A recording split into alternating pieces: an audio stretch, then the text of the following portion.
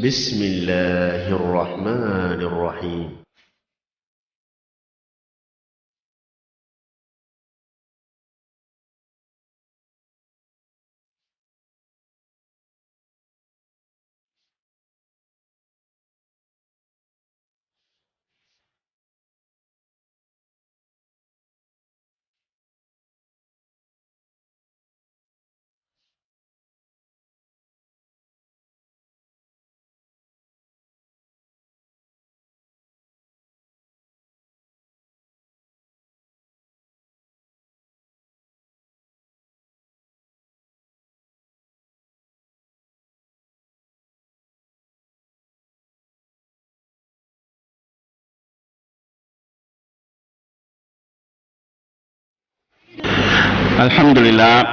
الحمد لله نحمده ونستعينه ونستغفره ونؤمن به ونتوكل عليه ونعوذ بالله من شرور أنفسنا ومن سيئات أعمالنا من يهده الله فلا مضل له ومن يضلل فلا هادي له وأشهد أن لا إله إلا الله وحده لا شريك له وأشهد أن محمدا عبده ورسوله أما بعد. எல்லாம் வல்ல அல்லாஹ் ஜல்ல ஷானஹு தஆலாவை புகழ்ந்து அவனது திருத்தூதர் ஸல்லல்லாஹு அலைஹி வஸல்லம் அவர்கள் மீது ஸலவாத்தும் ஸலாமும் கூறிய பின்னால், கண்ணியத்துக்குரிய சகோதர சகோதரிகளே, உங்கள் அனைவருக்கும் என் சலாம். அஸ்ஸலாமு அலைக்கும் வரஹ்மத்துல்லாஹி வபரகாத்துஹு. அல்லாஹ்வுடைய அருளால் வாரம் இந்த மஸ்ஜிதிலே ஒன்று கூடி அவனது மார்க்கத்தை பற்றி நாம் அறிந்து வருகிறோம். இன்றைய இந்த உரையிலே பொதுவாக தமிழ் பேசுகிற மக்களுக்கு மாத்திரமில்லை, நிறைய முஸ்லீம்களுக்கு இருக்கக்கூடிய அடிப்படையான ஒரு பிரச்சனையை தலைப்பாக எடுக்கலாம் என்று நான் நினைக்கிறேன். அதுதான் கடந்த கால வரலாறுகளை நாம் எப்படி படிக்க வேண்டும், எப்படி பார்க்க வேண்டும் என்கிற அடிப்படையான பிரச்சனை. வரலாறுகளை பொறுத்தளவில் மனிதனுக்கு மிகவும் அவசியமானது. ஏனென்றால் கடந்த கால வரலாறுகளிலிருந்து பெறக்கூடிய பாடங்கள் தான், படிப்பினைகள் தான் எங்களுடைய நிகழ்காலத்தை எப்படி அமைத்து கொள்ள வேண்டும் என்பதற்கான வழிகாட்டலாக அமைகிறது. பொதுவாக தமிழிலே ஒரு பழமொழி சொல்வார்கள், முன்னால் போபவன் வழிக்கு விழுந்தால் பின்னால் வந்தவனுக்கு விளக்கு பிடித்தது போலன்னு சொல்வார்கள். முன்னால் போகிற ஒரு ஆள் ஒரு இடத்துல வழிக்கு விழுந்தாருன்னு சொன்னால் பின்னால் போகிறவர் கவனமாக போவார். ஏன்னா இந்த இடத்துல ஒரு ஆள் வழிக்கு விழுந்திருக்கிறாரு. அப்போ வரலாறு என்கிறது மனிதனுக்கு நல்லொரு பாடத்தை கற்றுக் கொடுக்கிறது. அப்போ கடந்த காலத்தில் எங்களுடைய வரலாறுகளை நாம் சரியாக படித்தால், கடந்த கால எமது சமுதாயத்தைச் சேர்ந்த மக்கள் எந்த குழிகளில் போய் விழுந்தார்களோ அந்த குழியில் நம்ம விழாமல் நம்மளை பாதுகாத்துக் கொள்ளலாம். எந்த ஆபத்துக்களை போய் மாட்டிக்கொண்டாங்களோ அந்த ஆபத்துக்களை நாங்கள் விழுந்து விடாமல் எங்களை பாதுகாத்துக் கொள்ளலாம். இந்த வகையில் வரலாறு என்பது மிகவும் முக்கியமாக அமைகிறது. இதனால் தான் அல் குர்ஆனிலே அல்லாஹு தஆலா மூன்றில் ஒரு பகுதி வரலாறுகளை சொல்கிறான். நபிமார்கள் நல்லவர்களுடைய வரலாறுகள் மாத்திரம் இல்லாமல் ஃபிர்அவுன், காரூன் போன்ற கெட்டவர்களுடைய வரலாறையும் அல்லாஹ் சொல்கிறான். ஏன் சொல்கிறான் என்றால், நல்லவர்களைப் போல வாழ வேண்டும் என்ற ஒரு படிப்பினையை பெற்றுக்கொள்ள வேண்டும். இந்த ஃபிர்அவுன், காரூன் போன்ற கெட்டவர்கள் மாதிரி வாழ்ந்துவிடக்கூடாது என்பதற்கான ஒரு படிப்பினையை மனித சமுதாயம் பெற வேண்டும். இந்த வகையிலே அங்கு வரலாறு சொல்லப்படுகிறது. ஆனால் இந்த வரலாறை பொறுத்தளவிலே மிகவும் கவனமாக அணுகப்பட வேண்டிய ஒரு பகுதி. ஏனென்றால் இந்த வரலாறுக்கு என்று பெரிய ஒரு தாக்கம் இருக்கிறது. உதாரணமாக, நாம் ஒருவருடைய வரலாறை படிக்கிறோம். எமக்கு முன்னர் ஒரு 500-600 வருடங்களுக்கு முன்னர் வாழ்ந்த ஒருவருடைய வரலாறை படிக்கிறோம். அவரை பற்றிய நல்ல தகவல்கள் எங்களுக்கு கிடைக்கிறது.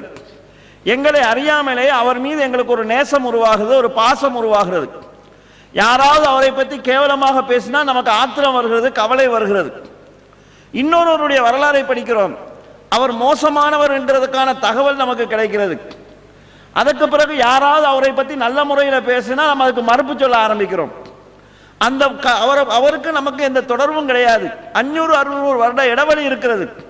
ஆனால் இந்த வரலாறு என்பது நமக்கிடையில் ஒரு பாலம் அமைக்கிறது, நமக்கிடையில் ஒரு உறவு அமைக்கிறது, அதே நேரத்தில் ஒரு பகையும் உண்டாக்குது. அப்ப வரலாறை நாம் படிக்கிற போது நல்லவர்களை பற்றி பொய்யான தகவலை படித்தோம் என்றால் நல்லவர்களையும் கெட்டவர்கள் நினைத்து அவங்க மேல நாங்கள் மதிப்பு வைக்காம இருப்போம், மரியாதை வைக்காம இருப்போம். இந்த வகையில் தான் இன்றைக்கு நாங்கள் பார்க்கிறோம். உதாரணமாக இமாம் இப்னு தைமியா ரஹ்மஹுல்லாஹ் அவர்கள் இஸ்லாமிய பிரச்சாரத்துக்காக பெரும் போராட்டங்களை மேற்கொண்ட ஒரு பெரியோர் அறிஞர். இவரை தௌஹீது சிந்தனை இருக்கக்கூடிய அல்லது சிறுக்கு பித்அத்துக்கு எதிரான சிந்தனை இருக்கக்கூடியவர்கள் எல்லாம் பெரிய அறிஞர் என்று போற்றுவார்கள்.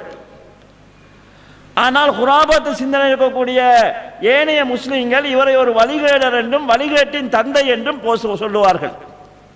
ஒரே நபரை பற்றி ரெண்டு கருத்து எப்படி வருகுதுன்னு கேட்டால், அவர்கள் படிக்கிற கோணம் வேறு, நாம் படிக்கிற வேறு கோணம் வேறு. நாங்கள் அபூபக்கர், உமர், உஸ்மான் போன்ற சஹாபாக்களை பெருமளவிலே மதித்து சொர்க்கத்தை கொண்டு நன்மாராயம் சொல்லப்பட்டவர்கள் என்று நாம் சொல்கிறோம். ஆனால் இந்த அபூபக்கர், உமர், உஸ்மான் போன்ற சஹாபாக்களையே நரகத்துக்குரியவர்கள் என்று இன்றைக்கு பிரச்சாரம் செய்து கொண்டிருக்கக்கூடிய ஷியாக்கள் போன்ற அமைப்பினரும் இருக்கத்தான் செய்கிறார்கள். ஏனென்றால் அவர்களும் இவர்களுடைய வரலாறை தப்பான கோணத்தில் படிக்கிறார்கள். ஆக வரலாறை நாம் படிக்கிற போது ஒன்று சரியான வரலாறை படிக்க வேண்டும், இரண்டாவது சரியான கோணத்தில் படிக்க வேண்டும். கோணம் மாறுகிற போது, பார்வை மாறுகிற போது தப்பான அர்த்தம் வந்து விடுகிறது. உதாரணமாக ஒருவர் சொல்றாரு, இப்போ முகமது என்கிறவர் ஒரு பொம்பளையுடைய கையை பிடிச்சாரு, உடனே என்ன இவ்வளோ மோசமான மனுஷன் நம்ம நினைப்போம். அவர் ஒரு டாக்டர்னு நம்ம தேர்ந்து விளங்கிட்டா, டாக்டரா கையை பிடிச்சி நோய் பார்த்துருப்பாரு. அப்போ அவர் டாக்டர்னு ஒரு நல்லெண்ணத்தை வந்த உடனே அந்த கையை பிடிச்சாருங்கிறதுக்கு அர்த்தமே வேறையா மாறிடுது. ஒரு சிறுவனை ஒரு பெரியவர் போட்டு அடிக்கிறாரு, என்ன இவன் மனுஷன் மாறி மாறி அடிக்கிறானே, இப்படி ஒரு பிள்ளைக்கு யாராவது அடிப்பானான்னு கேட்குற போது ஒருவர் சொல்றாரு, அவர் மாஸ்டர் இவர் இப்போ மாணவன் சொன்னோன்னே அடியாத மாடு படியாது, அடிக்காமலாம் பிள்ளைலாம் வளர்க்கலாதுன்னு நம்மளே அதுக்கு மாற்று விளக்கம் சொல்ல ஆரம்பிச்சிடுறோம். அப்போ சும்மா ஒருவரை அடிக்கிறதுக்கும் ஆசிரியர் அடிக்கிறதுக்கும் வித்தியாசம் இருக்குது. அப்போ நாங்கள் ஒரு நல்லவங்களுடைய வரலாறுகளை படிக்கிற போது அந்த நல்லவங்களுக்குரிய அந்தஸ்தோடு படிக்கிற போது தான் அதை சரியாக புரிஞ்சு கொள்கிறோம். அவங்கள பற்றி தப்பான எண்ணங்களை மனசில் வச்சுக்கொண்டு படித்தோம் என்று சொன்னால் நல்லவங்களோட வரலாறு நமக்கு கெட்டதாக தான் தெரியும். ஆக நாம் வரலாறுகளை படிக்கின்ற போது நல்ல கோணத்தில் படிக்க வேண்டும், சரியான வரலாறுகளை தேர்ந்தெடுத்து படிக்க வேண்டும். அடுத்ததாக கண்ணியத்துக்குரிய சகோதர சகோதரிகளே, இந்த வரலாறுகளை படிக்கிற போது சில அம்சங்கள் எங்களோட மனசில் அடிமனசில் கட்டாயமாக இருக்க வேண்டும். வரலாறு என்றால் என்ன என்றால், கடந்த கால நிகழ்ச்சியை பற்றி இடைக்காலத்திலே வாழக்கூடிய ஒருவர் சொல்லக்கூடிய தகவல் தான் வரலாறு. இது ஒன்றும் வகை கிடையாது. வகையாக இருந்தால் அதில் அதாவது பக்கச்சார்பு இருக்காது, அதில் ஒரு சைட்டில் இருக்கக்கூடிய சூழல் இருக்காது. வரலாறு என்பது மனிதன் சொல்வது. ஒரு மனிதன் வரலாறு சொல்கிற போது அவனுக்கு சாதகமான சூழ்நிலை ஒன்றை அவன் உருவாக்குவதுன்றது தவிர்க்க முடியாது. உதாரணமாக இன்றைக்கு அதாவது திகாரியை சேர்ந்த ஒருவர் ஒரு வரலாறு எழுதினார் என்று சொன்னால் திகாரிக்கு முக்கியத்துவம் இருக்கத்தான் போகிறது. அதில் அந்த திகாரியுடைய வரலாறுக்கு கூடுதல் முக்கியத்துவம் ஒன்று வரத்தான் போகுது. ஏன்னா அவர் அறியாம அவருடைய ஊர் சைட்டை பற்றி அவர் சொல்லுவார். ஏனைய ஊர்களை விட அவர் இந்த ஊரை கூடுதலாக விளங்கியிருக்கிறதுக்கும் வாய்ப்பு இருக்கிறது, ஏன்னா அவர் இருக்கிற ஊர். எனவே கூடுதல் தகவல் இதை பற்றி தான் இருக்கும். ஒருவர் ஒரு கோத்திரத்தை சார்ந்தவராக இருந்தார் என்று சொன்னால் அந்த கோத்திரத்து தகவல்கள் கூடுதல் செலுத்தும், தாக்கம் செலுத்தும், அதுக்கு கொஞ்சம் கூட முக்கியத்துவம் இருக்கும். ஒரு கட்சியை சார்ந்தவராக இருந்தால் அந்த கட்சிக்கு சார்பான தகவல்கள் இருக்கும். கடந்த கால வரலாறை விடுங்கள், ஒரு நாடு இருக்கிறது, அந்த நாட்டில் ஆளுங்கட்சியும் இருக்குது, எதிர்கட்சியும் இருக்குது. ஆளுங்கட்சியும் ஒரு பேப்பர் வெளியிடுகிறது, எதிர்கட்சியும் ஒரு பேப்பர் வெளியிடுகிறது. ரெண்டு ஒன்று மாதிரிக்குமா?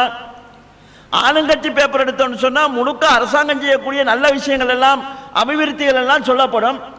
சில நேரங்களில் நஷ்டம் கூட லாபமாக காட்டப்படும். எதிர்கட்சி வரக்கூடிய தகவல்கள் எடுத்து பார்த்தீங்கன்னு சொன்னால் ஆளுங்கட்சி செய்யக்கூடிய நலவுகளை கூட கொச்சைப்படுத்துகிற மாதிரி, கேவலப்படுத்துகிற மாதிரி, குறை சொல்கிற மாதிரி அப்படித்தான் அதில் தகவல் இருக்கும். ஏன் என்று சொன்னால் தகவல் சொல்கிறவர்கள் அவங்களுடைய நிலைக்கு சாதகமாகவும் தகவல் சொல்வார்கள். அப்போ வரலாறை நான் படிக்கிற போது ஒன்றை விளங்கிக் கொள்ள வேண்டும், வரலாறு எழுதியவர்கள் அத்தனை பேரும் மனிதர்கள். மனிதன் என்கிற அடிப்படையில் அவர் எந்த கோத்திரத்தை சார்ந்திருக்கிறாரோ அல்லது எந்த கொள்கையை சார்ந்திருக்கிறாரோ அல்லது எந்த ஊரை சார்ந்திருக்கிறாரோ அவங்களுக்கு சார்பான தகவல்கள் கொஞ்சம் கூட குறைய இருக்கும். யாருக்கு எதிராக இருக்கிறாங்களோ அவங்களுக்கு மாற்றமான தகவல்கள் கொஞ்சம் கூட குறைய இருக்கும். அப்ப நம்ம அந்த நிதானத்தோடு தான் வரலாறை படிக்க வேண்டும். இதோ தெளிவு நமக்கு வேண்டும். குறிப்பாக இஸ்லாமிய வரலாறுகளை எடுத்துக்கொண்டோம் என்றால் இந்த வரலாறு பெரும்பாலும் எப்போது எழுதப்படுகிறது என்றால் அப்பாசிய ஆட்சி காலத்தில் எழுதப்படுகிறது. அப்பாசிய ஆட்சி காலத்தில் இஸ்லாமிய வரலாறுகளை பற்றி புத்தகம் எழுதப்படுகிறது என்றால் அதுக்கு முன்னால உமையா கிலாபத் இருக்குது. உமையாக்களுடைய கிலாபத்து 92 வருடங்கள் நடக்கிறது. 92 வருடம் உமையாக்கள் ஆட்சி செய்ததற்கு பிறகு உமையாக்களுடைய ஆட்சி வீழ்ச்சி அடைந்து அப்பாசிய ஆட்சி உருவாகுது. அந்த காலத்தில் தான் நிறைய புத்தகங்கள் வெளியிடப்படுகிறது. இப்ப 92 வருடம் ஒரு ஆட்சி நடந்தால் நிச்சயமாக அதுக்கு பிறகு வாழ்ற மக்களுக்கு அந்த ஆட்சி மேல ஒரு வெறுப்பு இருக்கும். பழக பழக பாலும் புளிக்கும் சொல்வார்கள். பொதுவாக ஜனநாயக நாடுகளில் கட்சி மாறி மாறி வருகிறதுன்னு சொன்னால் மக்கள் ஒரு கட்சியில வெறுப்படைவாங்க. பிழைக்காக அல்ல, தொடர்ந்து ஒரே கட்சியிலே ஆளுங்கட்சியா இருக்கிறதா, ஒரு மாற்றம் ஒன்று வேணுமே எதிர்பார்ப்பாங்க. அப்ப 92 வருடம் ஒரு ஆட்சி நடந்தால் நிச்சயமாக அதுக்கு புறவு வாரவங்களுக்கு கடந்த ஆட்சி மேல கொஞ்சம் அலுப்பு இருக்கும், சலிப்பு இருக்கும். அப்ப அந்த ஆட்சியில் எழுதப்படக்கூடிய புத்தகங்கள்ல கடந்த கால ஆட்சியை பற்றியான தவறான தகவல்கள் இருக்கிறதுக்கு வாய்ப்பு அதிகம். நிகழ்கால ஆட்சி அதை பற்றி கூடுதல் சிறப்பித்து சொல்லப்படுவதற்கான வாய்ப்பும் அதிகம். இதை நாம் விளங்கிக் கொள்ள வேண்டும். இதை ஏன் சொல்கிறேன் என்றால், இஸ்லாமிய வரலாறுல ஒரு குடும்பத்தை பற்றிய தவறான ஒரு தகவல் தான் எல்லா முஸ்லிம்களுடைய மனசிலும் இருக்குது. உதாரணமாக அபூ சுஃபியான் இவருடைய பெயரை சொல்லுகிற போது பெரும்பாலும் நாங்களே ரலியல்லாஹு சொல்றது கிடையாது. அபூ சுஃபியான் ரலியல்லாஹு அவர்கள் ஆரம்ப காலத்தில் இஸ்லாத்தின் எதிரியாக இருந்தாலும் பிறகு இஸ்லாத்தை ஏற்று இஸ்லாத்துக்காக தியாகம் செய்த சஹாபாக்களில் ஒருவர். ஹிந்தா இந்த பெண்மணியை பற்றி தப்பான தகவல் தான் எல்லாருக்கும் தெரியும். இஸ்லாத்துக்கு வர்றதுக்கு முன்னால இஸ்லாத்தை கடுமையா எதிர்த்தார். சரி, இஸ்லாத்துக்கு வந்து ரசூலுல்லாஹ்வினால் அவங்க மன்னிக்கப்பட்டு அவங்க ஹதீஸ் எல்லாம் அறிவிச்சிருக்கிறாங்களே, இது மக்களுக்கு தெரியாது. முஆவியா இவரை பத்தி மக்கள் அறிஞ்சு வச்சிருக்கிறது என்னன்னு கேட்டா, ஆட்சிக்காக அதிகாரத்துக்காக போர் செய்து பல கொலைகள் செய்து ஒரு ஆட்சியை உருவாக்குனவர். இதைத்தான் மக்கள் வச்சிருக்கிறாங்க. ஆனா முஆவியா ரலியல்லாஹு அவர்கள் இஸ்லாத்தை ஏற்றதற்கு பிறகு குத்தாபுல் வஹி, வஹியை பதிவு செய்யக்கூடியவர்களில் ஒருவராக ரசூலுல்லாஹ்வினால் நியமிக்கப்பட்டவர்கள். குத்தாபுல் வஹி என்று சொன்னால் அல்லாஹ் வஹி அறிவிச்ச உடனே ரசூலுல்லாஹ் கூப்பிட்டு சில சஹாபாக்கள் சொல்லுவாங்க, எழுதுங்கன்னுவாங்க. நம்பிக்கையானவர்கள் தான் நியமிக்கப்பட்டார்கள். அவர்களில் ஒருவராக நியமிக்கப்பட்டவர் இந்த முஆவியா ரலியல்லாஹு அவர்கள். யஸீத், இந்த யஸீத் என்கிறவரை பத்தி யாருக்குமே நல்லெண்ணம் கிடையாது. நாகரணிவோட பாடல் கூட இருக்குது. கண்டாரும் குலை நடந்தும் சண்டாளன் யஸீது என்பான் கொன்றாண்டி மா ஹுசைனை என்று சொல்லி அவர் பாட்டு படிப்பார். கண்டாலும் பயப்படுற மாதிரி ஒரு கொடூரமான ஆள் அப்படின்ற ஒரு தகவல் இருக்குது. இது இந்த காலத்தில் இல்ல, கடந்த காலத்தில் இவரை பத்தி தவறான தகவல்கள் இருந்தது. ஆனால் வரலாறுகள் இவங்களை பத்தியான நல்ல சைட்டுகள் யாருக்கும் தெரியாது. இந்த யஸீத் என்ற பேரை சொன்னதுக்காக நான் சொல்கிறேன். இந்த யஸீத் என்கிறவர் ஒரு குடிகாரனாக இருந்தார், பெண்கள் விஷயத்தில் மோசமானவராக இருந்தார் என்று அவர் ஆட்சி செய்கிற போதே வதந்தி இருந்தது. இந்த வதந்தியை அலி ரலியல்லாஹுடைய மகன் முகமது இப்னு ஹனீபா என்றவர் மறுக்கிறார். ஏன் அலி ரலியல்லாஹு அவங்களை சொல்றேன்னு சொன்னா, முஆவியா ரலியல்லாஹு அலி ரலியல்லாஹு இடையில சண்டை நடந்துச்சு. இவர் யஸீத் என்கிறவர் முஆவியாவுடைய மகன். இவர் இந்த மறுக்கிறாரே, இல்ல இந்த யஸீத் என்கிறவர் நல்லவர் என்று சொல்றாரு. யாருன்னு கேட்டா அலி ரலியல்லாஹுடைய மகன் சொல்றாரு. அப்ப எவ்வளவு நல்லவரா இருந்திருக்கும். அவர்கிட்ட சிலர் வந்து சொல்றாங்க, அவர் குடிகாரரு, அவர் பெண்கள் விஷயத்துல மோசமானவர் என்று சொன்னோடனே இந்த முகமது இப்னு ஹனீபா என்கிறவர் சொல்றாரு, இல்ல நான் யஸீதோடு பழகி இருக்கிறேன், அவர் மார்க்க விஷயங்களை கேட்டு தெரிந்து கொள்வதில் அதிக ஆர்வம் உள்ளவராக இருந்தார், நான் யஸீதை பார்த்திருக்கிறேன், சுன்னத்தான தொழுகைகளில் அதிகம் பேணுதலாக இருந்தவர் அவரு என்று சொல்றாங்க. சுன்னத்து தொழுகையில பேணுதலா இருந்தா பரலு தொழுகையில எப்படி இருந்திருப்பாங்க. அப்ப வந்தவங்க சொல்றாங்க, இல்ல இல்ல உங்களுக்கு முன்னால் அவர் நடிச்சிருப்பாரு. அப்ப இவர் முகமது இப்னு ஹனீபா என்கிற அலி ரலியல்லாஹுடைய மகன் கேட்கிறாரு, எனக்கு முன்னால நடிச்சவர் உங்களுக்கு முன்னால குடிச்சாரா? அப்படி குடிக்கிறதாக இருந்தா நீங்களும் குடிக்கிறதுல அவரோட பார்ட்னரா இருந்திருக்கணும். எனக்கு முன்னால நல்லவனமா இருந்தவர் உங்களுக்கு முன்னால பெண்களோட தவறா நடந்தார்னு சொன்னா நீங்களும் அதுல பங்காளியா இருந்திருக்கணும். இல்லாட்டி அப்படி இருக்கிறதுக்கு சான்ஸ் இல்லை என்று வந்தவர்களை அனுப்பி விடுகிறார். ஆக இவரை பற்றி நல்ல தகவல்கள் வரலாற்றில் இருக்குது. இந்த நல்ல தகவல்கள் மக்களுக்கு போவது கிடையாது. இதை நான் ஏன் சொல்கிறேன் என்றால், உமையா கிலாபத்து இவர்களால் தான் உருவாக்கப்படுகிறது. பின்னால வந்த வரலாறு எழுதியவர்கள் இவங்களை பற்றிய நல்ல தகவல்களை பெரும்பாலும் மக்களுக்கு சொல்லவில்லை. சரி, எழுதினவங்க தான் சொல்லலான்னு சொன்னா நாங்களாவது மக்களுக்கு சொல்லியிருக்கணுமா இல்லையா? பெரும்பாலும் வரலாறு என்கிற பேரில் தவறான ஒரு சைட் சொல்லப்பட்டு வருகிறது. எனவே வரலாறு விஷயத்தில் நாம தெளிவான நிலைப்பாட்டுக்கு வர வேண்டும். வரலாறுகளில் கூட்டல் குறைத்தல் இருக்கும், திரிவுகள் இருக்கும். அடுத்தது சஹாபாக்களுடைய வரலாறுகள் படிக்கிற போது அடிப்படையில் 2 விஷயத்தை நாங்கள் மனசில் ஆழமாக பதிஞ்சு கொள்ளணும். ஒன்று என்னன்னு கேட்டால், இந்த உலகத்திலேயே நபி ஸல்லல்லாஹு அலைஹி வஸல்லம் அவர்களுக்கு பிறகு சிறந்த சமுதாயம் சஹாபாக்கள் தான். அவங்களை விட சிறந்த ஒரு சமுதாயம் இனி உருவாகாது, உருவாகவும் முடியாது. அப்ப ரசூலுல்லாஹ்வுடைய தோழர்களுடைய வரலாறுகளை படிக்கிற போது அவங்க தான் இந்த உலகத்திலேயே சிறந்த சமுதாயம் என்கிற அந்த உயர்ந்த எண்ணத்தை மனதில் நம்ம ஆழமா பதிந்து கொண்டுதான் அவங்களுடைய வரலாறுகளை படிக்க வேண்டும். சரி, இந்த உயர்ந்த சமுதாயமாக இருந்த சஹாபாக்கள் சில சந்தர்ப்பங்களில் தவறு விட்டுருக்கிறாங்களே, தப்பு செய்திருக்கிறாங்களே என்று சொன்னா, அந்த கட்டத்தில் நாங்கள் அந்த உயர்ந்த அந்தஸ்துக்கு பங்கம் விளைவிக்காத முறையில் அந்த வரலாற்றை நம்ம விளங்கிக் கொள்ளணும். ஒரு சஹாபி தவறு செஞ்சிட்டார், பார்த்தீங்களா, இப்படி செய்யலாமா அப்படி செய்யலாமா, இவர் ரசூலுல்லாஹ்ட்ட படித்தவரா என்று அவரை தரத்தை குறைக்க கூடாது. மனிதன் என்கிற அடிப்படையில் அவர்களிடத்திலும் தவறு வரும், ஆனால் மனிதர்களில் அவர்கள் தான் சிறந்தவர்கள். இந்த 2ஐயும் ஆழமாக மனதில் பதிய வைத்துக் கொண்டுதான் அவங்களுடைய வரலாறுகளை நாம் படிக்க வேண்டும். அடுத்தது சஹாபாக்களுடைய வரலாறுகளை படிக்கிற போது அவங்க இடையில சில பிரச்சனைகள் நடந்திருக்கிறது, சில சிக்கல்கள் உருவாகி இருக்கிறது. என்னதான் நடந்தாலும் அவர்களுடைய ஈமானிலேயோ இஹ்லாஸிலேயோ குறை காணக்கூடிய விதத்தில் அந்த வரலாறுகளை நாம் புரிந்து கொள்ளக்கூடாது. அல் குர்ஆனில் அல்லாஹ் தஆலா சஹாபாக்களை பற்றி சொல்கிற போது யப்தகூன ரிதுவா, அதாவது ஃபதுலம் மினல்லாஹி வ ரிதுவானா, சஹாபாக்கள் அல்லாஹ்விடத்தில் திருப்தியை எதிர்பார்க்கிறார்கள், அல்லாஹ்வுடைய முகத்துக்காகத்தான் அவங்க போராடினாங்க என்று பல இடங்களில் குர்ஆனில் சொல்கிறான். ஆக அவங்க உலக விஷயத்தில் ஏதாவது ஒன்றில் தவறு விட்டாலும் அதில் அவங்க அல்லாஹ்விடத்தில் நன்மையை நாடி இருக்கலாம், விளங்கினதில் தவறு விட்டிருப்பாங்க மனிதன் என்கிற அடிப்படையில். எனவே அவங்களுடைய அந்தஸ்துக்கு களங்கம் கற்பிக்காத முறையில் தான் அவங்களுடைய வரலாறுகளை நாம் படிக்க வேண்டும். அடுத்தது சஹாபாக்களுடைய வரலாறுகளை படிக்கிற போது அவங்க ஒரு தவறு செய்தாங்கன்னு வருகிறது. இப்ப நாம என்ன செய்யறது? நாம ஒரு நீதிபதியா இருந்து ஜட்மெண்ட் பண்றதா அல்லது அவங்களுக்காக துவா செய்யறதா?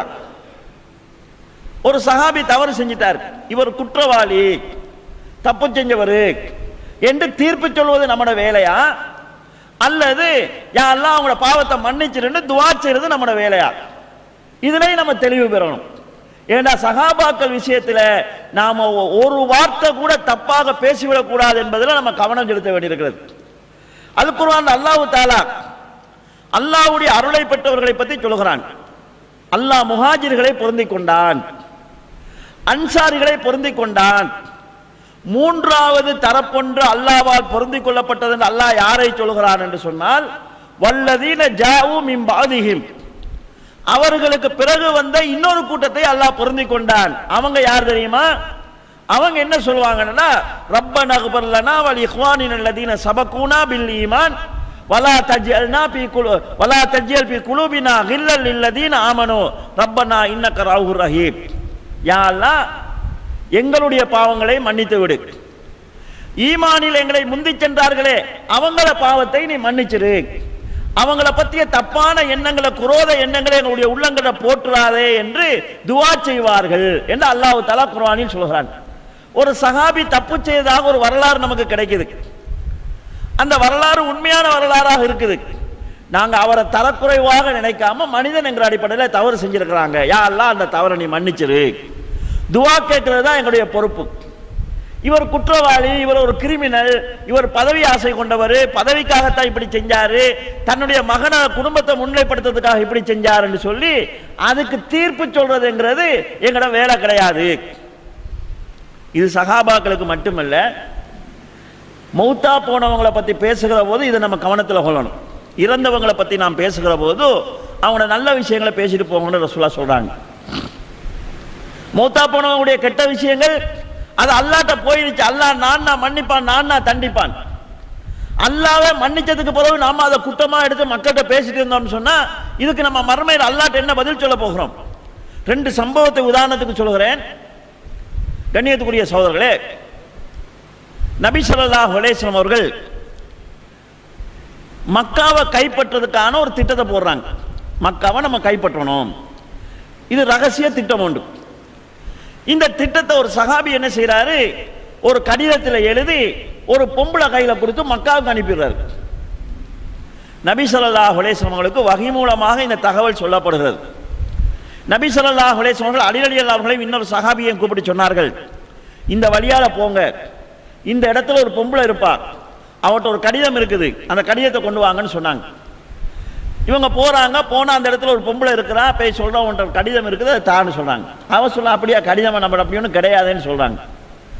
அப்போ வந்த அலி ரலியல்லாஹு சொல்றாங்க, இது ரசூலுல்லாஹ் சொன்ன வார்த்தை, தவறு இருக்காது, இந்த இடத்துக்கு போ, அங்க ஒரு பொம்பளை இருப்பான்னு சொன்னாங்க, நீ இருக்கிறா, கடிதம் நிச்சயமா உன் கையில இருக்கும், ரசூலுல்லாஹ் சொன்னதுல தவறு இருக்காது, நீயா கடிதத்தை தந்தா நல்லது, நீ தரலன்னா கடிதம் இல்லாம நம்ம ரசூலுல்லாஹ்ட்ட போக மாட்டோம், கொண்டு வாங்கன்னு ரசூலுல்லாஹ் சொல்லியிருக்கிறாங்க, உன் ஆடைகளை களைந்து எடுக்க வேண்டி வந்தாலும் நாங்கள் அதை செய்வோம் என்று சொல்கிறாங்க.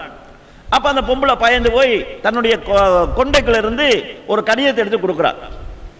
அந்த கடிதம் ரசூலுல்லாஹ் இடத்துல கொண்டு போய் கொடுக்கப்படுகிறது. கடிதத்தை எடுத்து ரசூலுல்லாஹ் வாசிக்கிறாங்க. ரசூல் ஸல்லல்லாஹு அலைஹி வஸல்லம் மக்காவை கைப்பற்ற போகிற செய்தி அதில் எழுதப்பட்டிருக்குது. எழுதுனது யாருன்னு கேட்டா ஒரு சஹாபி.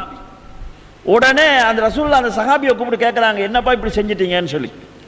அவர் தனது சில உறவுகளை பாதுகாக்கிறதுக்காக ஒரு நட்புறவை ஏற்படுத்திக் கொள்வதற்காக இப்படி செஞ்சேன், இஸ்லாத்தின் மீது கொண்ட வெறுப்பிலையோ உங்களுக்கு துரோகம் செய்யறதுக்காக நான் செய்யலன்னு சொல்லிடுறாரு.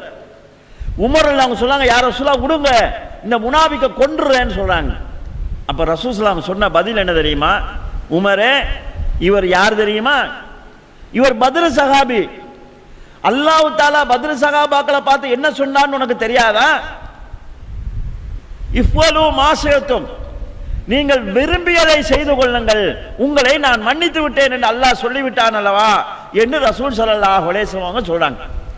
பத்ர் சஹாபாக்களை நீங்க என்ன செஞ்சாலும் நான் மன்னிக்கிறேன் என்று பத்ர் போர் முடிய அல்லாஹ் சொல்லிவிட்டான்.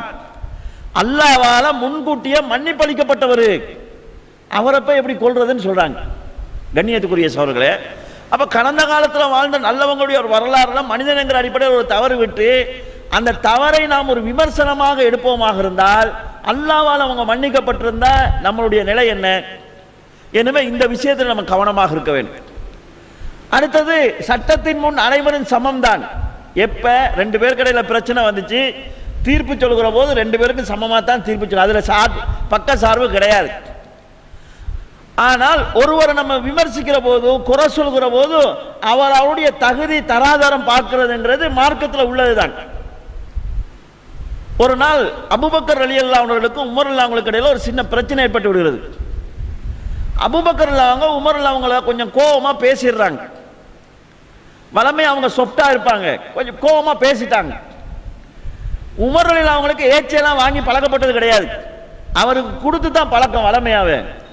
ஆனா அபூபக்கர் ஏசினோடனே அவருக்கு ஆத்திரம் வந்துடுது, உடனே வீட்டுக்கு போயிடுறாரு. ரெண்டு பேருக்கு இடையில பிரச்சனைன்னு சொன்னா ரெண்டு பேரும் தொடர்ந்து கிட்ட இருந்தா இன்னும் பிரச்சனை கூடிட்டு இருக்கும். ஒரு ஆள் ஒதுங்கி போயிட்டாங்கன்னா சரி, அவன் நம்ம என்ன செய்யறா, ரெண்டு பேருக்கு இடையில சண்டைடா, ஒரு ஆளை பிடிச்சி போடா ஊட்ட போடான்னு கேட்டா நான் எந்த கூட்டுக்கு போறது, நான் இங்கேதான், நீ இப்ப என்ன போச்சுறதுக்கு யாருன்னு கேட்பாங்க. அது பிரச்சனையை சமாளிக்கிறதாக இருந்தா ஒரு ஆள் ஒதுங்கி போகணும். உமர் இல்லாம போயிட்டாங்க வீட்டுக்கு. போனதுக்கு பிறகு அபூபக்கர் அவங்க யோசிக்கிறாங்க, ஆகா நாம அவரை கடுமையா பேசிட்டோமே, இப்படி நம்ம பேசிருக்க கூடாது, சரி நம்ம தானே தப்பு பண்ணோம், அவரை வீட்டுக்கு போய் மன்னிப்பு கேட்போம் என்று அவங்கள வீட்டுக்கு போறாங்க.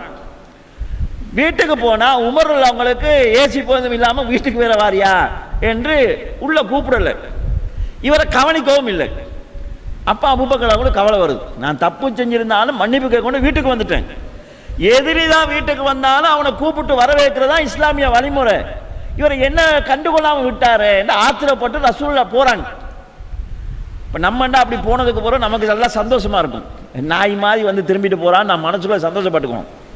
ஆனா உமர் அவங்க போனதுக்கு பிறகு யோசிக்கிறாங்க, என்னதான் அவர் எனக்கு ஏசி இருந்தாலும் வீட்டுக்கு வந்தது பிறகு நான் அதை மனசுல வச்சிருந்துருக்க கூடாது, நம்ம தப்பு பண்ணிட்டோமே, இப்ப சரி இதுக்கு நம்ம பரிகாரம் காணது அவர வீட்டை போய் நம்ம மன்னிப்பு கேட்போம்னு சொல்லிட்டு உமர் அவங்களுடைய அவங்க வராங்க அபூபக்கர் அவங்களுடைய வீட்டுக்கு. அங்க போனா அங்க அபூபக்கர் அங்க இல்ல, அங்க இல்லைன்னா அவர் பெரும்பாலும் பள்ளியில் இருப்பாரு, பள்ளிக்கு வராங்க, சரி பள்ளியில வச்சு சந்திச்சு மன்னிப்பு கேட்டுக்கோண்டு. இந்த உமர் அவங்க திரும்பி வார செய்தி அபூபக்கர் அவங்களுக்கு தெரியாது. நான் வீட்டை போனா அவர் என்னை ஏத்துக்கல, இதுவரை தான் அவருக்கு தெரியும். ரசூலுல்லாஹ் இப்படி இருக்கிறாங்க, அபூபக்கர் இப்படி இருந்து கொண்டு செய்தியை சொல்றாங்க, பாருங்க உமருக்கு இடையில சின்ன பிரச்சனை வந்துச்சு, நான் கொஞ்சம் பேசிட்டேன், மன்னிப்பு கேட்க கொண்டு போனால் அவர் எனக்கு கணக்கில் எடுக்கல, வீட்டுக்கே கூப்பிடல என்று செய்தியை சொல்லி கொண்டிருக்கிறாங்க. இப்படி சொல்லும் போதே ரசூலோட முகத்தை பார்க்குறாங்க, முகம் அப்படியே மாறிட்டு போகுது. அப்போ திரும்பி பார்க்குறாங்க, உமர் இல்லாமல் வந்து கொண்டிருக்கிறாங்க. ரசூல்லா கோபமாக உமர் இல்லாமல பார்க்குறாங்க. உடனே அபூபக்கர் பயப்படுறாங்க, ஆகா நம்ம ரசூல்லாட்ட செய்தியை சொல்லிட்டோம், ரசூல்லா கோபமாக பார்க்குறாங்க, என்னமாலும் அவருக்கு கடுமையாக சொல்லிடுவாங்களோ, ரசூல்லாவுடைய கோபத்துக்கு ஒரு ஆளாயிடுவாரோன்னு பயப்படுறாங்க. நம்மனா நல்லா மாட்டினா நம்ம சந்தோஷப்பட்டுருவோம். அவங்களுக்கு இடையில பிரச்சனை வந்தாலும் அந்த அன்பு நேசம்ங்கிறது பிரியாத ஒரு பிரச்சனை அது. அப்போ உடனே அபூபக்கர் அவங்க தன்னுடைய முழங்கால் நிலத்தில் அடிபட கீழே விழுகிறாங்க. யார் ரசூலல்லாஹ், தப்பு என் பக்கம்தான், தவறு என் பக்கம்தான், என் சகோதரன் உமர் மீது எந்த குற்றமும் கிடையாது, முதல் தப்பு என்னுடையது, நான் தான் தவறு செய்தேன் என்று திரும்ப திரும்ப என்ன அவங்க குற்றத்தை சுமந்து கொள்றாங்க. அப்போ அபூபக்கர் அவங்க இவ்வளவு சொல்லுகிற போது கூட ரசூல் ஸல்லல்லாஹு அலைஹி வஸல்லம் சரி வாங்க, நீங்க என்ன செஞ்சீங்க, நீங்க என்ன செஞ்சீங்க என்று தீர்ப்பு சொல்லலை.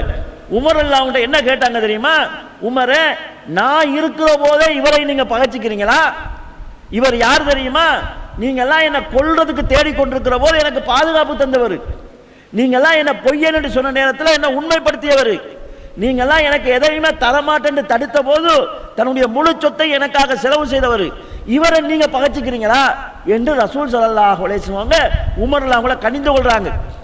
உமர் அவங்க சொல்றாங்க, இதுக்கு பிறகு இவரோட பகைச்சு கொள்வதில்லை, இவரோட முரண்பட்டு கொள்வதில்லைன்னு நான் மனசுல நினைச்சு கொண்டேன்னு சொல்றாங்க.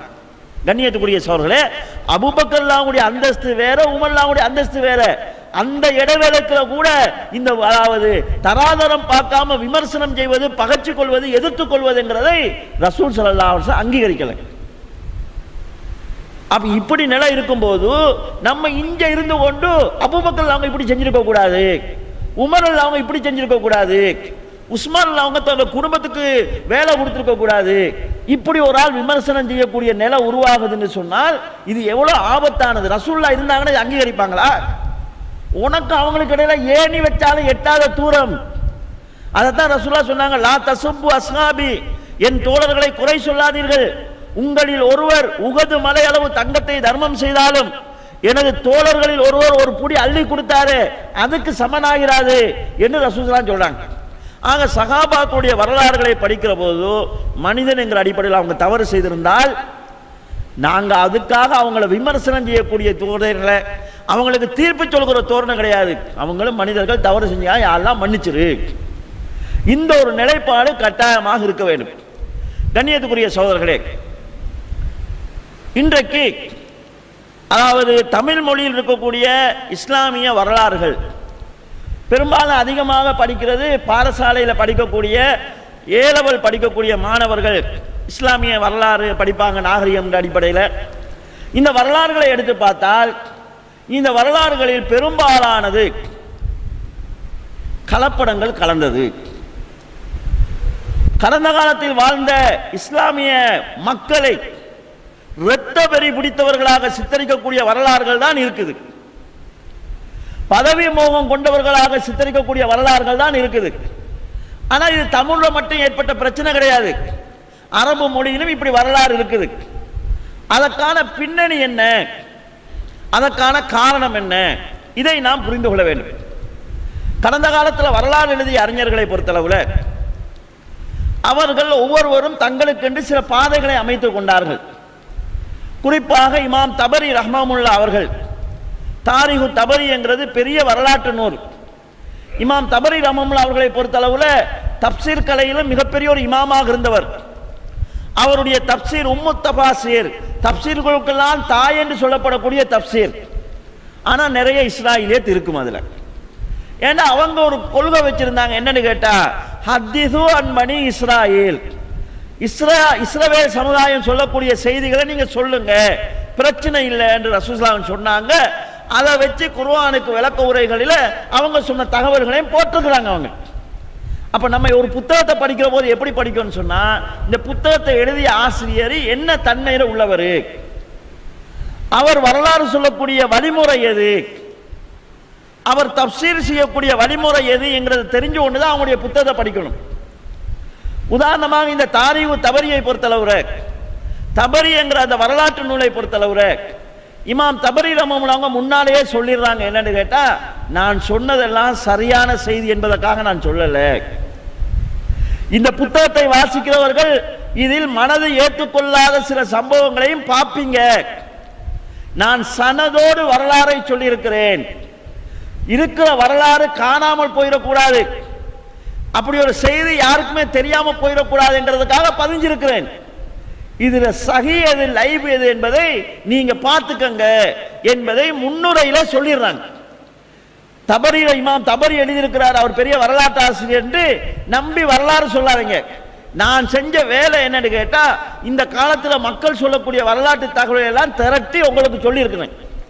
ஷரீஃபிலே நீங்க பாருங்க, பார்க்கிறதுக்கு வசதியாக எனக்கு யார் சொன்னாரு, அவருக்கு யார் சொன்னாரு, அவருக்கு யார் சொன்னாருங்கிற தகவலை நான் பதிஞ்சிடுறேன் என்று எழுதியிருக்கிறாங்க. முன்னுரை பார்க்காம புத்தகத்தை பார்த்தா பிரச்சனை வரும். அப்ப இந்த பிரச்சனைக்கு தமிழ் மொழி மாத்திரமல்ல, ஆங்கில மொழியில வரலாறு எழுதுறவங்கள்ட்ட இந்த தாக்கத்தை பார்க்கலாம். அதனாலதான் வரலாற்றில் மோசமான சில பகுதிகள் பொதுவாக மக்கள் மத்தியில் போயிருக்குது. இதனால என்ன விளைவு என்று கேட்டா, நாங்க எங்களுடைய முன்னோர்களை பத்தி தப்பான ஒரு எண்ணத்தில் வாழ்கிறோம். அவங்களுடைய உயர்ந்த அந்தஸ்துக்கு களங்கம் எங்களுடைய உள்ளங்களில் ஏற்படுகிறது. அவங்களே இப்படி மோசமா இருக்கிற போது நாங்க இருந்தா என்னங்கிற மாதிரியான ஒரு எண்ணம் ஏற்பட்டு விடுகிறது. அதனால கண்ணியத்துக்குரிய சகோதரர்களே, வரலாறுகளை நம்ம படிக்கிற போது நிதானமாக படிக்கணும். கடந்த காலத்தில் வாழ்ந்த குறிப்பாக சஹாபாக்களை பற்றியான தப்பான எண்ணங்கள் வருகிற மாதிரி நம்ம வரலாறுகளை படிச்சிடக்கூடாது. இந்த இடத்துல உதாரணத்துக்காக ஒரு சம்பவத்தை நான் சொல்லலாம்னு நினைக்கிறேன். இந்த சம்பவம் பொதுவாக எல்லா இடத்திலையும் பரவலாக பேசப்படுகிற சம்பவம். இந்த சம்பவம் உண்மையான சம்பவம் என்று பரவலாக மக்கள் நம்புறாங்க. ஆனா பொய்யான சம்பவம்ங்கிறத கடந்த காலத்தில் வாழ்ந்த அஹ்லு சுன்னத் வல் ஜமாஅத்துடைய அறிஞர்களால சொல்லி இருந்தும் அந்த தகவல் மக்களுக்கு போகாத ஒரு நிலையை பார்க்கிறோம். அது என்னன்னு கேட்டா, முஆவியா ரலியல்லாஹு அன்ஹு அவர்களுக்கும் அலில் அவங்களுக்கு இடையில சண்டை நடக்குது, சிப்பின் யுத்தம். இந்த யுத்தம் முடிஞ்சதுக்கு அந்த யுத்த கட்டத்தில் நமக்குள்ள பல இழப்பு ஏற்படுகிறது. நம்ம ஒரு சமாதானம் செய்து கொள்வோம், ரெண்டு தரப்பும் உடம்படுறாங்க. என்ன உடன்பாடுன்னு சொன்னா, ரெண்டு தரப்புல இருந்து ரெண்டு பேரை நியமிச்சு அவங்க என்ன சொல்றாங்களோ அதை நம்ம ஏத்துக்குவோம் என்கிற ஒரு முடிவுக்கு வராங்க. இந்த முடிவின் பிரகாரம் முஆவியா ரலியல்லாஹுடைய தரப்புல இருந்து அம்ர் இப்னு ஆஸ் ரலியல்லாஹு அவங்க தெரிவு செய்யப்படுறாங்க. அலி ரலியல்லாஹுடைய தரப்புக்காக அபூ மூஸல் அஸ்ஸரி என்கிற சஹாபி தெரிவு செய்யப்படுகிறார். இவங்க ரெண்டு பேரும் ஒன்று சேர்ந்தாங்களாம். ஒன்று சேர்ந்து சொன்னாங்களாம், அலி முஆவியா ரெண்டு பேரும் இருந்தா பிரச்சனை, ரெண்டு பேரையும் பதவியிலிருந்து நம்ம நீக்கிடுவோம், மூணாவது ஆள நம்ம ஜனாதிபதியா தெரிவு செஞ்சு அவருக்கு கீழே எல்லாரும் கட்டுப்பட்டிருப்போம் என்று முடிவு செஞ்சாங்களாம். அப்ப இந்த முடிவை முதலாவது நீங்களே அறிவிங்கன்னு அம்ர் இப்னு ஆஸ் அவங்க அபூ மூஸா ரலியல்லாஹு சொல்றாங்க. அதாவது முஆவியா தரப்புல இருக்கக்கூடிய சஹாபி அலி ரலியல்லாஹுடைய தரப்புல இருக்கக்கூடிய சஹாபிக்கு சொல்றாரு. கூட்டம் கூட்டப்படுகிறது.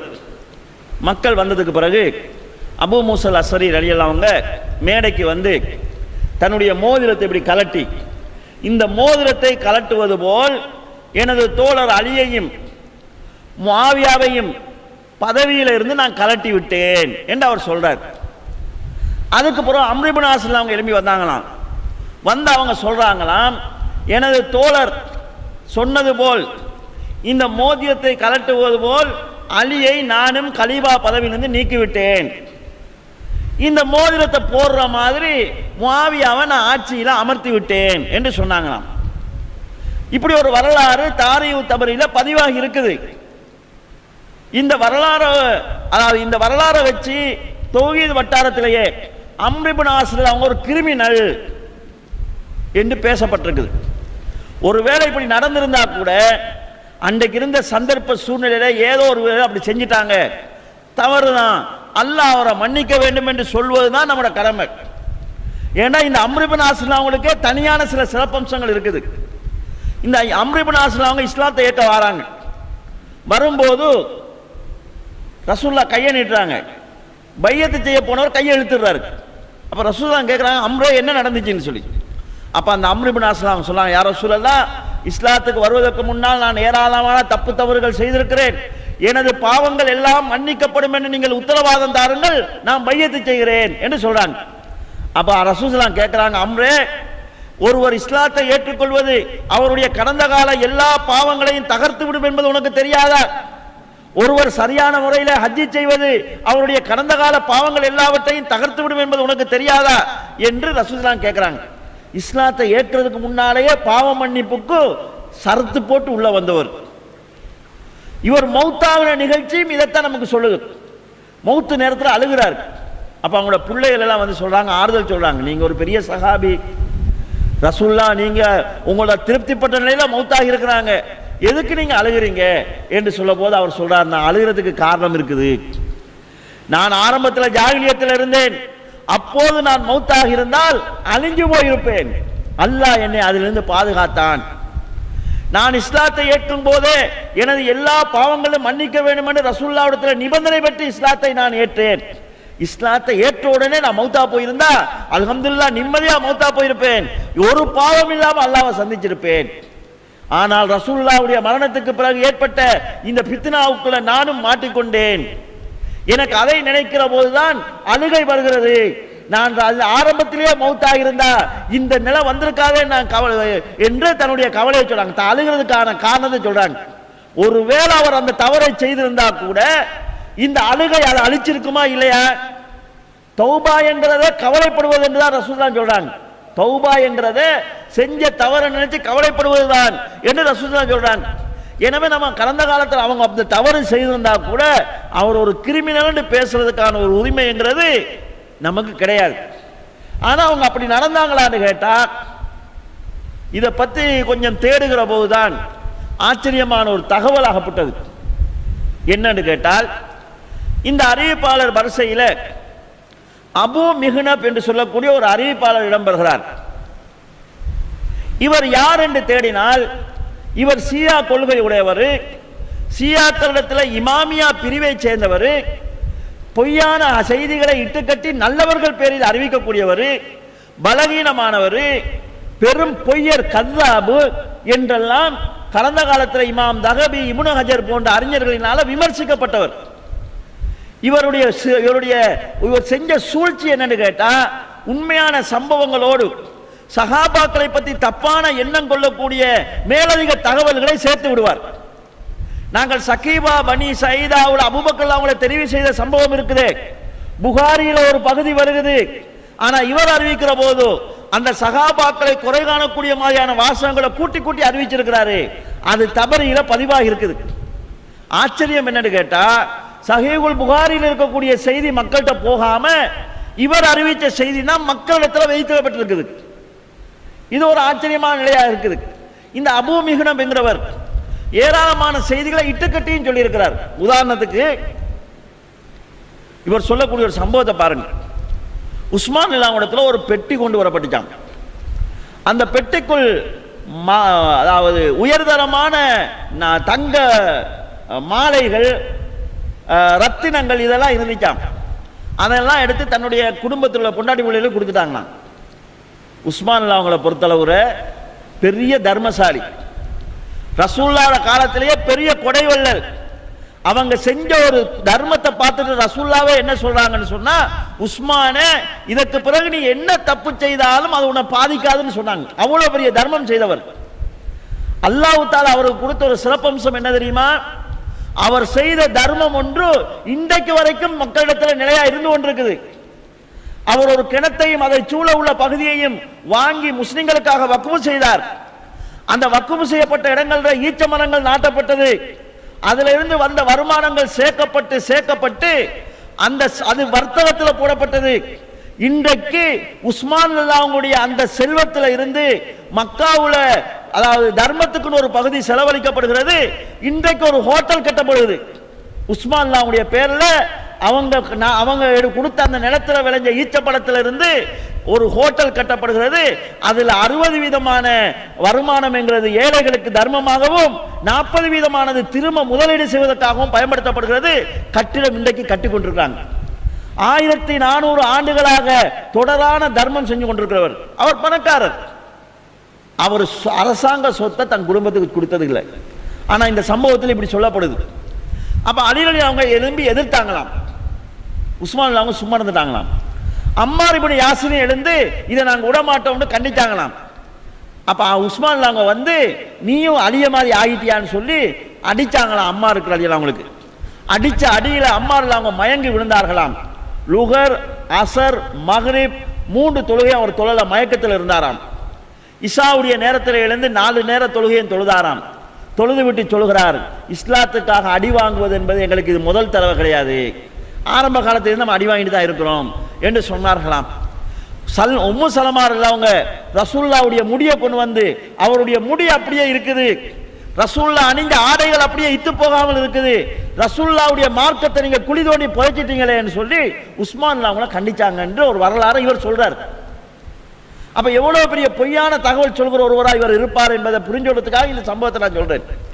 இப்படி ஏராளமான செய்திகளை இட்டு கட்டி சஹாபாக்களை பத்தி கொஞ்சம் கொஞ்சமா டேமேஜ் பண்ணவர். ஏன்னா அவர் ஷியா கொள்கையுடையவர், அவர் சஹாபாக்களை காபிரா நம்புறவர். எனவே நல்லவர் போல நடிச்சு ஏராளமான தவறான தகவலை சொல்லியிருக்கிறார். அந்த வகையில அவர் சொன்ன சம்பவம் தான் இந்த சம்பவம். சரி, இந்த சம்பவத்துல உண்மை இருக்கிறதுக்கு வாய்ப்பு இருக்குதா என்று கேட்டால் அந்த வாய்ப்பும் இல்லை.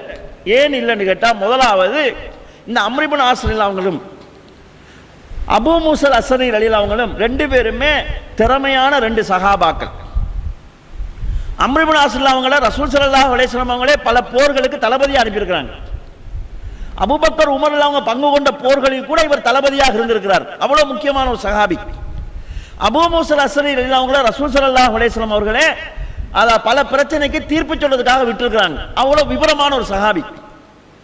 அலி அவங்க தரப்பிலே முஆவியா அவங்க சண்டை நடந்து கொண்டிருக்கிற போது 2 பேரையும் இவங்க நீக்கிட்டு 3வது ஒரு ஆளை தெரிவு செய்யுங்கன்னு சொன்னா, அந்த குழப்பமான சூழ்நிலையில ஒரு ஆள் தெரிவு செய்யப்படுவாரா? பல கூட்டங்களும் தங்களுக்கு 10 பேரை தெரிவு செய்வாங்களா? அப்படி 10 பேரை தெரிவு செஞ்சிட்டாங்கன்னா 2 பேருக்குள்ள இருக்கக்கூடிய பிரச்சனையை தீர்த்து கொள்ள முடியாம 10 பேரை உருவாக்கக்கூடிய ஒரு சூழ்நிலையை இவங்க செய்வாங்களா? அப்படியான ஒரு இருக்கிற குழப்பத்தை இன்னும் குழப்பமா மாற்றக்கூடிய ஒரு முடிவு அவங்க எடுக்க மாட்டாங்க.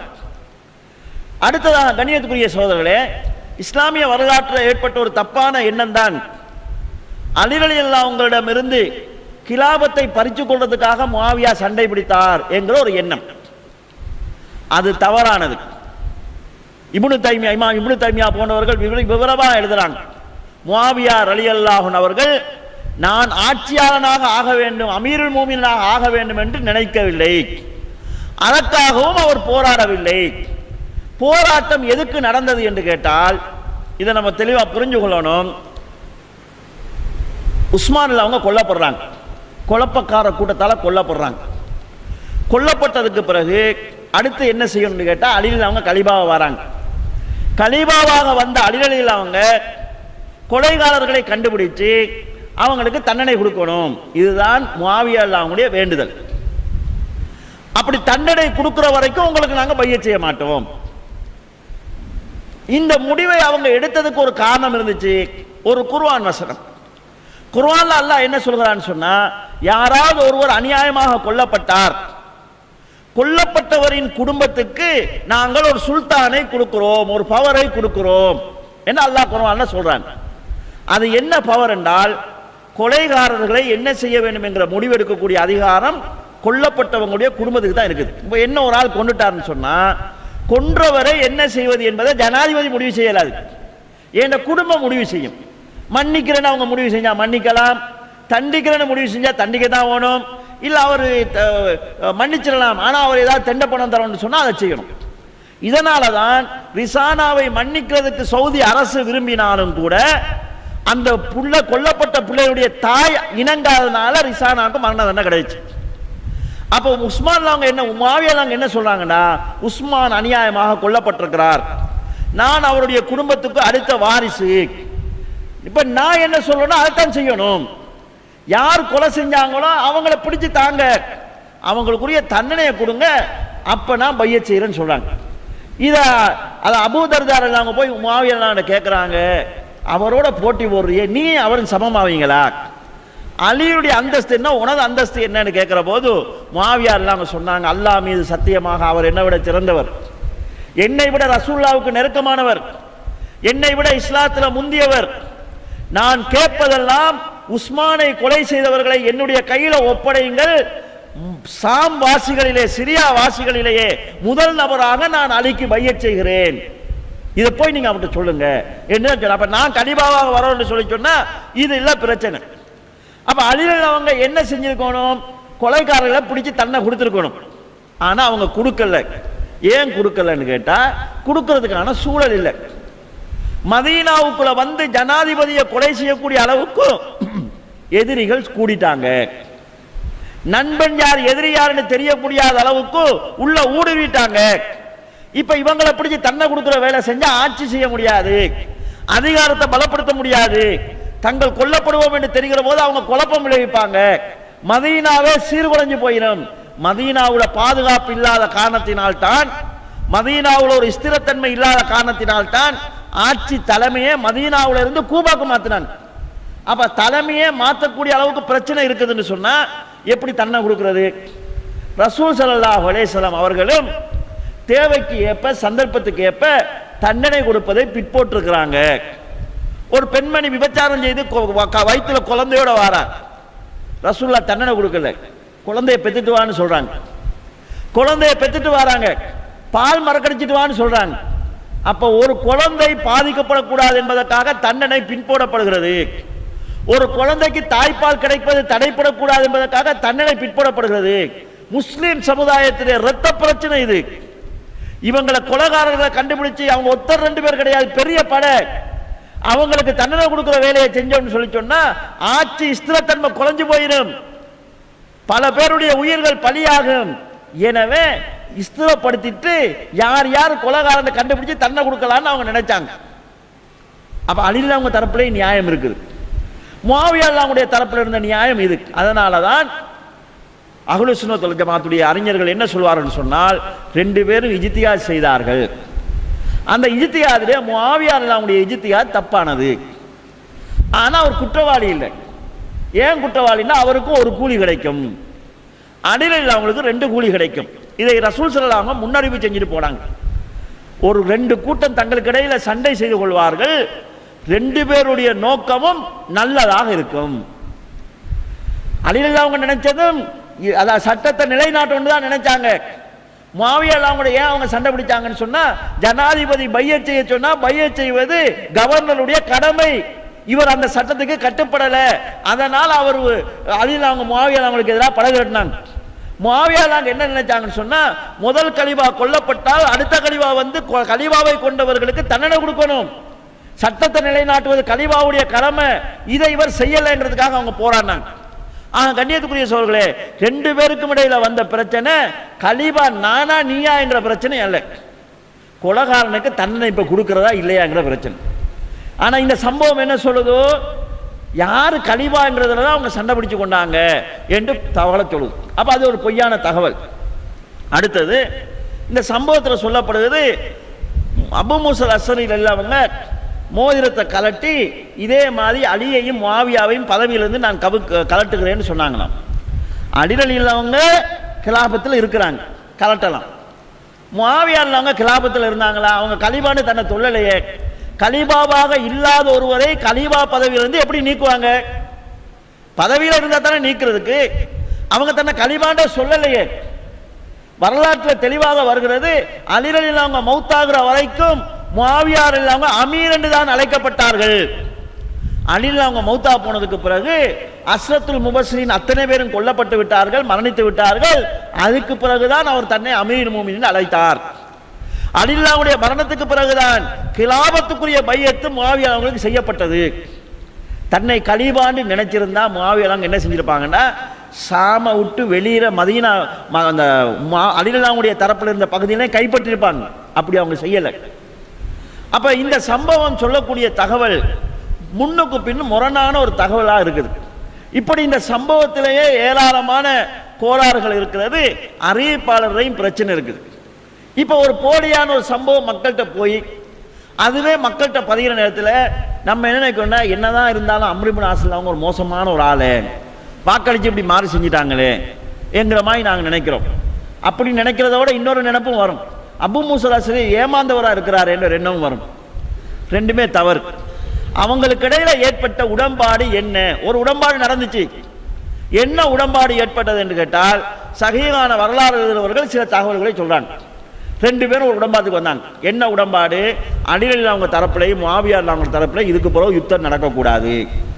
இந்த உடம்பாடு காணப்பட்டதுக்கு பிறகு யுத்தம் நடக்கல. இது நடந்திருக்கு வரலாற்றில். ரெண்டாவது, அலிரலி அவங்க தனது பகுதியில் கலீஃபாவாக இருப்பார், முஆவியா அவங்க சிரியாவுடைய கவர்னராக இருப்பார், அந்த பகுதியை அவர் ஆண்டு கொண்டிருப்பார். இதுக்கு நடந்துட்டு தான் இருந்துச்சு. அடுத்தது மூணாவது, உஸ்மான் அவங்களை யார் கொலை செய்தார்களோ அவரை பிடிச்சி அவங்களுக்குரிய சட்டம் நிறைவேற்றப்படணும். இந்த தீர்மானங்கள் தான் எடுக்கப்படுது.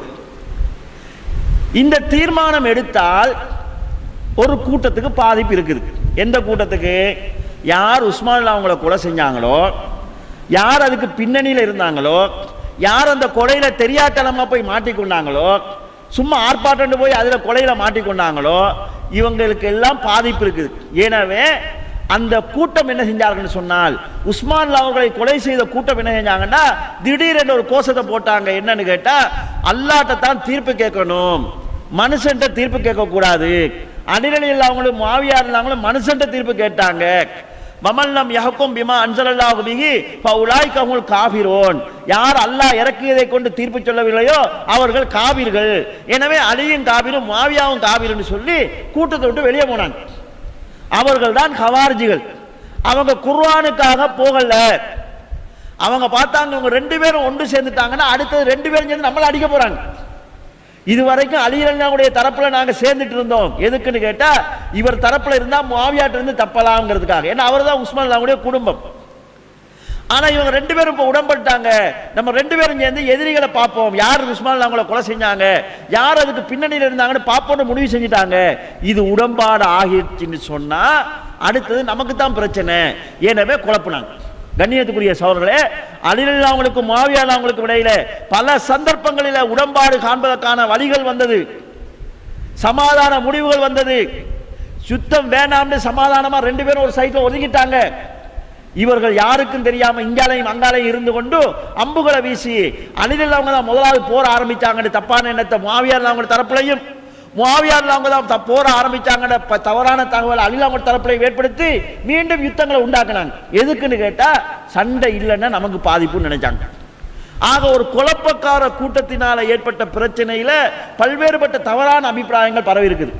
சரி, இந்த சம்பவ விஷயத்தை நான் எதுக்காக சொன்னேன்னு கேட்டா, ஒன்று தௌஹீத் வட்டாரத்தில் இந்த சம்பவம் பேசப்பட்டு அம்ர் இப்னு ஆஸ் அவங்க ஒரு கிரிமினல் என்கிற ஒரு வாதம் முன்வைக்கப்பட்டு அவர் கிரிமினல் தான் என்று இன்றைக்கு வரைக்கும் தொடர்ந்து பேசப்படுகிறது. ரெண்டாவது, ஒரு வரலாறு நம்ம படிக்கிற போது ஒரு நிதானமான பார்வை தேவை, ஒரு அவதானமான ஒரு பார்வை தேவை. தப்பான ஒரு வரலாறு நம்ம தவறான கோணத்தில் படிச்சுட்டு கடந்த காலத்தில் வாழ்ந்த நல்லவங்களை பத்தி எல்லாம் தப்பெண்ணங்களை நம்ம உள்ளத்தில் ஏற்படுத்தி கொண்டோம்னு சொல்லி சொன்னா எங்களோட உள்ள சீர்கட்டு போயிருக்கு. அடுத்தது நாங்கள் அநியாயமாக நல்லவங்க மேல தப்பெண்ணம் கொண்ட கூட்டத்துக்கு நாங்கள் ஆளாகும். சில வேளை ஒரு கெட்டவனையே நாங்கள் நல்லவன் நினைச்சிட்டோங்க, ஒரு ஆக மோசமான கெட்டவனை நாங்கள் நல்லவன் நினைச்சிட்டோம்னு வைங்க. இதுக்கு நம்ம கவலைப்பட வேண்டியதில்லை. ஏன்னா நம்ம தண்டிக்கப்பட மாட்டோம். நல்லவன் நினைச்சு நம்பிட்டு போய்த்தேன்னு சொல்லிடலாம். ஒரு நல்லவனை நாங்கள் மோசமானவன் பேசிட்டோம்னு சொன்னா இதுக்கு நம்ம அல்லாஹ்ட்ட பதில் சொல்லணுமா இல்லையா? உனக்கு யார் இந்த வேலையை தந்தன்னு அல்லாஹ் கேட்பானா இல்லையா? சஹாபாக்களை குற்றவாளிகள் கிரிமினிகள் பதவிக்கு ஆசை கொண்டவன் சொல்லி உனக்கு தீர்ப்பு சொல்ல வேலை யார் தந்தன்னு அல்லாஹ் கேட்பானா இல்லையா? எனவே கண்ணியத்துக்குரிய சகோதரர்களே, நாம ஒன்று வரலாற்றில் தவறு இருக்கு என்பதை புரிந்து கொள்ளணும், சரியான வரலாறுகளை படிக்க வேண்டும் என்கிற ஒரு ஆர்வத்தை உருவாக்கி கொள்ள வேண்டும். இது ஒரு முன்னோட்டத்துக்காக நான் இந்த தகவலை, இந்த செய்தியை ஒரு முன்னோட்டத்துக்காக நான் சொன்னேன். இந்த வரலாற்று சம்பவத்தை ஒரு முன்னோட்டத்துக்காக சொன்னேன். இன்ஷா அல்லாஹ் தொடர்ந்து வரக்கூடிய வகுப்புகளில் சஹாபாக்கள் பற்றிய நம்பிக்கை எப்படி இருக்க வேண்டும், சஹாபாக்களுடைய வரலாறுகள சிலது உதாரணத்துக்காகவும் சொல்லி, பிறகு கலீஃபாக்களுடைய காலத்தில் ஏற்பட்ட குழப்பங்கள், அந்த குழப்பங்களுக்கான பின்னணிகள், என்னமாய் தவறான தகவல்கள் தவறான குழுக்களால் சொல்லப்பட்டிருக்குங்கிறதை நம்ம பார்க்கலாம். இது ஒரு விரிவான பகுதி, கடல் போன்ற ஒரு பகுதி. சில வேளை நான் சொல்ற செய்தியில கூட லைவான செய்திகள் இருக்கலாம். ஆனால் இன்ஷா அல்லாஹ் எந்த சந்தர்ப்பத்திலையும் எந்த சஹாபி மேலையும் உங்களுக்கு கெட்ட எண்ணம் ஏற்படுகிற மாதிரி செய்தியை நான் சொல்ல மாட்டேன். வரலாறுகள் சொல்கிற போது முழுமையாக எல்லாரும் சஹியான வரலாறு சொல்வாங்க எதிர்பார்க்க முடியாது. ஏன்னா ஹதீஸ்களை தேடுகிற அளவுக்கு வரலாறு தேடப்படவில்லை. வரலாறுகளையும் நல்லவங்களா கெட்டவங்களா என்றதெல்லாம் பார்ப்பாங்க. ஆனால் ஞாபக சக்தி எல்லாம் பார்க்கிற போது ஹதீஸ் அறிவிக்கக்கூடிய அறிவிப்பாளருக்கு இருக்க வேண்டிய அளவுக்கும் ஞாபக சக்தி வரலாறு அறிவிக்கிறதுக்கு இருக்கணும்னு யாரும் எதிர்பார்க்கல. ஹதீஸ் சொல்கிற போது கேட்ட மாதிரி சொல்றவரான்னு பார்ப்பாங்க, வரலாறு சொல்கிற போது கொஞ்சம் கூட குறைய சேர்க்காங்க. அதே வார்த்தையை தான் சொல்லணும் கட்டாயம் கிடையாது. அல்லாஹ்வுடைய வார்த்தைன்னா அதே வார்த்தையை சொல்லணும், ரசூலுடைய வார்த்தைன்னா அதே வார்த்தையை சொல்லணும். சம்பவத்தை சொல்கிற போது நான் ஒரு செய்தியை விட்டுட்டு சொல்லலாம், ஒரு செய்தியை மேலதிகமாக சேர்த்து சொல்லலாம், கொஞ்சம் வர்ணிச்சு சொல்லலாம். வந்தார் என்பதை வேகமாக வந்தார்னு சொல்லலாம். அதே அது சொல்றவருடைய செய்தியில் உள்ளது. கம்பீரமாக வந்தார்னு சொல்லலாம். எப்படி வந்தா என்ன, வந்த தகவலை ஒருத்தர் அறிவிக்கும் போது வர்ணனையாக சொல்லுவார். அப்போ இந்த வரலாறுகள் சொல்லுகிற போது இந்த மாதிரி சில செய்திகள் இருக்கும். யாருமே டோட்டலாக 100க்கு 100 சரியான வரலாறு தான் அறிவிப்பாங்கன்னு சொல்ல முடியாது. என்ன வரலாறுங்கிறது ஒரு பெருங்கடல் போன்றது. ஆனால் என்ன வரலாறு நம்ம படித்தாலும் சஹாபாக்களை பற்றி அல்லாஹ் முடிவு சொல்லிட்டான். ரலியல்லாஹு அன்ஹும் அல்லாஹ்வால அங்கீகரிக்கப்பட்டவங்க. அந்த எண்ணத்துக்கு பங்கம் வராத அடிப்படையில் நம்ம வரலாறுகளை படிக்க வேண்டும். இன்ஷா அல்லாஹ் முடிந்தவரை இந்த பகுதியில் நம்ம நல்ல செய்திகளை பார்க்கறதுக்கு முயற்சி. ஏன்னா வரலாறு விஷயத்தில் தௌஹீத் வட்டாரம் எல்லா வட்டாருக்கும் தவறான தகவல்கள் இருக்குது. நம்ம படிக்கக்கூடிய பாடத்திட்டத்திலையும் கூட இஸ்லாமிய நாகரிகம் என்கிற பேரில் நம்ம தவறான தகவல் இருக்குது. அதுக்கு அவங்க குற்றவாளி கிடையாது. ஏன்னா நிறைய பேர் ஆங்கிலத்திலிருந்து மொழிபெயர்த்து தான் எழுதுறாங்க. வரலாறு எழுதுறவங்க ஆங்கில மொழிபெயர்ப்புகள் அவங்க சில அரபுல உள்ளதை அவங்க மொழிபெயர்த்திருக்கிறாங்க. இதை வந்து அந்த ஹதீஸ் எடுத்தோன்னு சொன்னால் உதாரணமாக இமாம் அல்பானி இப்னு மாஜாவை தஹ்கீக் பண்ணியிருக்கிறாரு, தஹ்ரீஜ் பண்ணியிருக்கிறான்னு நம்ம பார்க்கணும். அந்த மாதிரி பெரிய அளவுல இதுகள் உறுதிப்படுத்தப்பட ஆய்வு செய்யப்படுற விதங்களும் குறைவு. எனவே எழுதினவங்க குற்றவாளி கிடையாது. நம்ம மாற்றிக்கொள்ள வேண்டிய தேவை இருக்கிறது. இந்த அடிப்படையில் முடிந்த வரைக்கும் சஹீஹான வரலாறுகளை படிப்பதற்கு நாங்கள் முயற்சி செய்வோம். வரலாற்றில் ஏற்படுத்தப்பட்ட இந்த அபூ மிஹ்னப் இவரே மாதிரி வாக்கிதி என்று சொல்லக்கூடியவர், இவரே மாதிரி கல்வி என்று சொல்லக்கூடியவர், இப்படி ஒரு மசூதி என்று சொல்லக்கூடியவர், கிட்டத்தட்ட கொஞ்சம் கொஞ்சம் ஷியா கொள்கையில தாக்கம் செலுத்திய சிலர் வரலாறுகள் பேசியிருக்கிறாங்க. அவங்களோட வரலாறுகளை குறை இருக்குது. இந்த அபூ மிஹ்னப்ங்கிறவருடைய மாத்திரம் 500 சொச்சம் வரலாற்று செய்திகள் தவறில இருக்கிறதாக குறிப்புகள் இருக்குது. அதுல உண்மையானதும் இருக்கும், உண்மையோட மேலதிகமாக கலக்கப்பட்டதெல்லாம் இருக்கும். எனவே முடிந்த வரைக்கும் சரியான வரலாறுகளை படிப்பதற்கு முயற்சி செய்வோம். எல்லாம் வல்ல அல்லாஹ் ஜல்ல ஷானஹு தஆலா நம் அனைவருக்கும் தௌபீக் செய்வானாக. வாஹிரு தௌவானா அல்ஹம்துலில்லாஹி ரப்பில் ஆலமீன்.